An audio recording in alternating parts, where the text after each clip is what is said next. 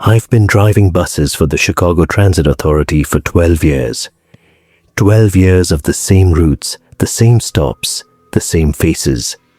I drive the night shift, the graveyard shift, they call it, from midnight to 8 in the morning. It's a quiet life. Most people are asleep. The streets are empty. The city feels like it belongs to me and me alone. I used to love that feeling. I used to love the solitude, the hum of the diesel engine, the way the streetlights reflected off the wet pavement after a rain. I used to love everything about this job. Then I saw the bus that wasn't scheduled. It was a Tuesday night in November. Cold, bitter cold. The kind of cold that seeps through your coat and settles in your bones. The kind of cold that makes the homeless guys huddle around the steam vents on Michigan Avenue. I was driving my usual route, the number 62 Archer. It's a long route, runs from downtown all the way out to the southwest side. Takes about an hour and a half each way. I'd already done one round trip and was heading back downtown for my second. The bus was empty. Not a single passenger. That's not unusual for that time of night. Sometimes I'd go whole shifts without picking up anyone. Just me, the radio, and the road. I had the heat cranked up, but it was still cold in the cab. The old buses, they don't hold heat well. The windows fog up, the floor gets icy, and you can see your breath when you talk. I was sipping coffee from a thermos, trying to stay awake, when I pulled up to a red light at the intersection of Archer and Ashland. That's when I saw it. Another bus, pulling up next to me, on my left. Same company, same color scheme, same white and green stripes, same number on the front. Route 62, Archer. I looked at the bus. It was identical to mine, right down to the faded paint on the hood and the scratch on the windshield. But there was something wrong with it, something deeply, profoundly wrong. The interior lights were off. The bus was dark. I couldn't see inside clearly, but I could see the driver. He was sitting in the same seat I was sitting in, same position, same posture. His hands were on the wheel in the exact same way mine were. And then he turned his head and looked at me. My blood went cold, colder than the air outside, colder than anything I've ever felt. Because that driver was me, not someone who looked like me, not a doppelganger. It was me. My face, my eyes, my nose, my mouth, everything. But it was wrong. So wrong. His face was older, weathered, deep lines etched into his forehead, scars running down his right cheek. His eyes were dead, completely dead, like the lights were on but nobody was home. Hollow, empty, soulless. He stared at me with those dead eyes, and he didn't blink. He didn't move. He just sat there, holding the wheel, staring at me through the fogged-up glass of his cab window. I wanted to scream. I wanted to honk my horn. I wanted to do something. But I was frozen, paralyzed. I couldn't move a muscle.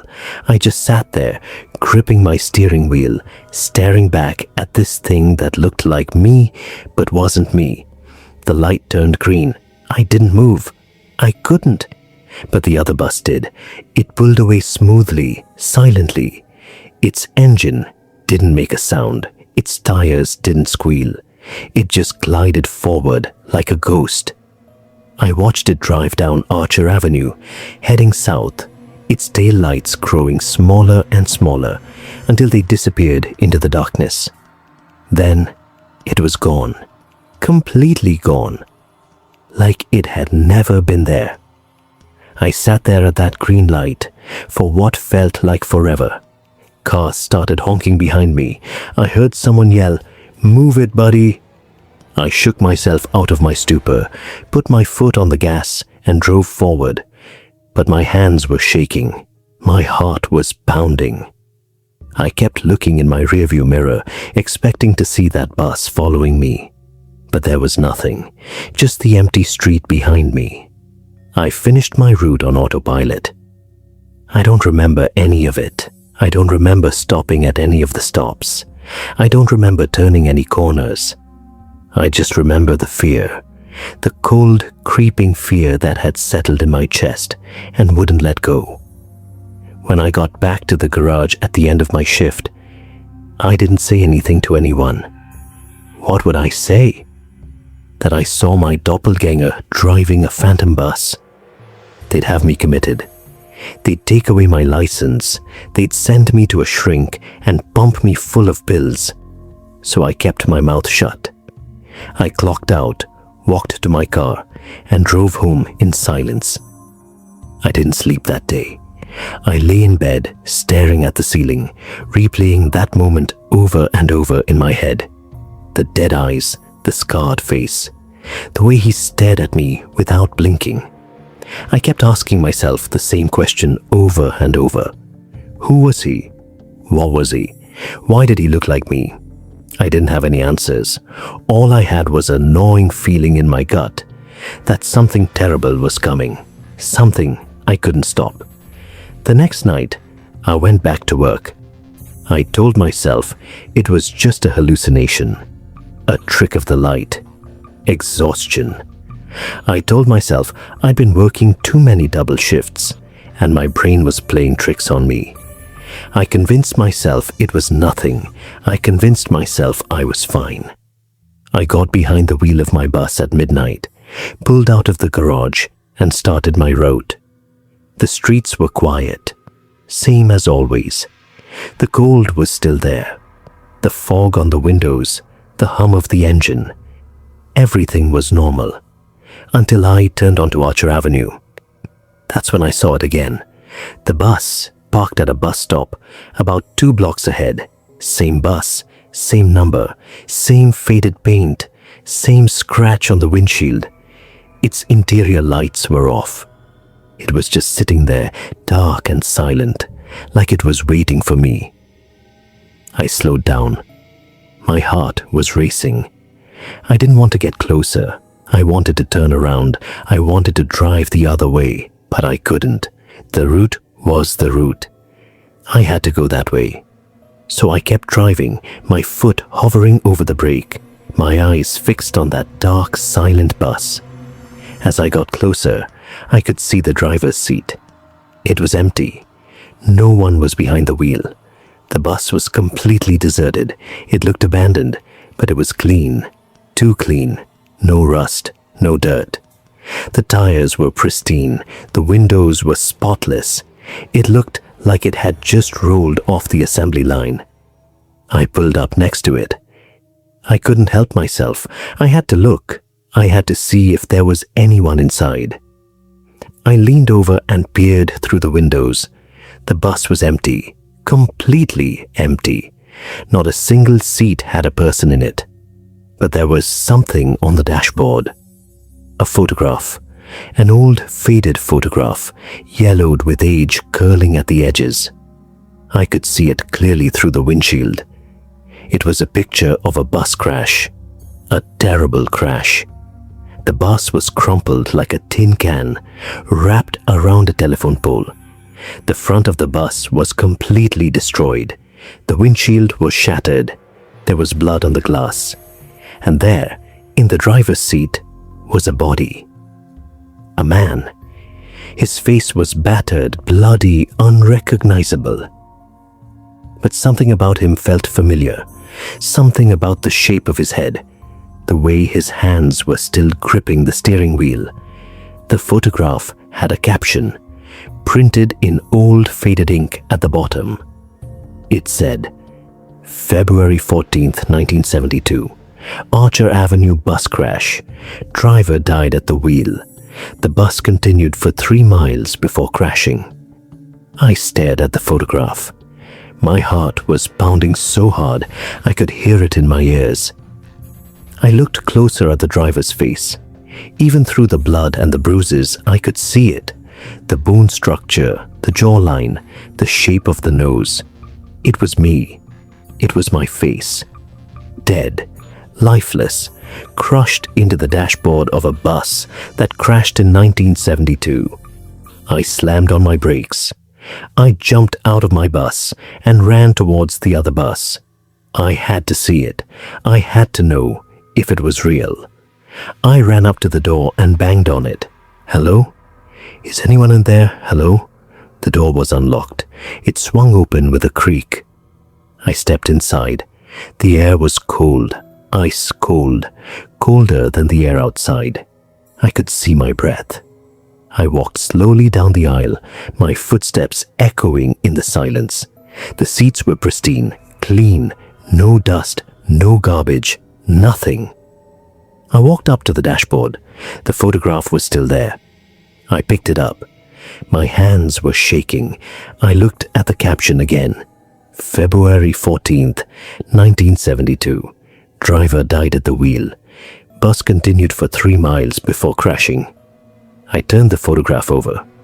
On the back, written in a spidery, shaky hand, was a message. It said, "You died that day. You just don't know it yet." I dropped the photograph. It fluttered to the floor. I backed away, my heart racing, my breath coming in gasps. I stumbled backwards down the aisle, tripped over a seat, and fell hard on my backside. I scrambled to my feet and ran out of the bus. I didn't look back. I ran to my bus, jumped into the driver's seat, and floored it. I drove for miles. I don't know where I was going. I just drove. I drove until my hands stopped shaking and my heart stopped pounding. I drove until the sun came up. When I finally stopped, I was on the other side of the city. I didn't know how I got there. I didn't care. I just wanted to be away from that bus. I called my supervisor and told him I was sick. I went home and didn't leave my apartment for 3 days.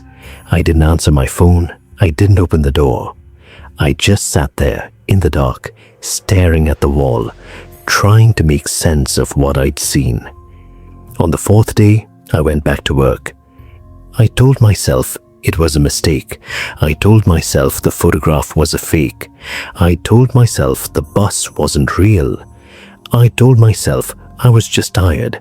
I convinced myself to go back to the route, to face my fear, to prove to myself that I was in control.